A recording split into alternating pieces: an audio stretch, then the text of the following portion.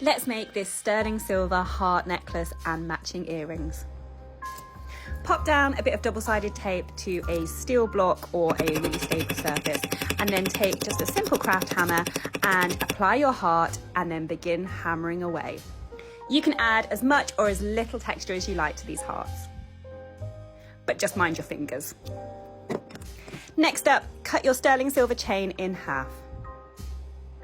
Grip either side of your jump ring with some pliers and twist the pliers to open.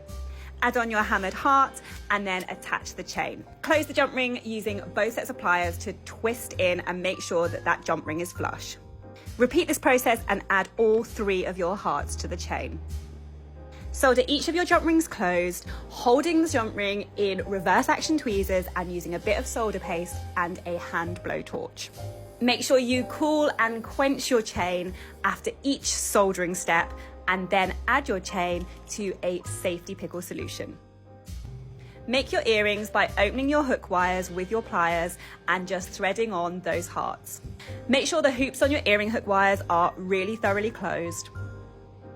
Then give both your necklace and your earrings a little polish using a polishing cloth.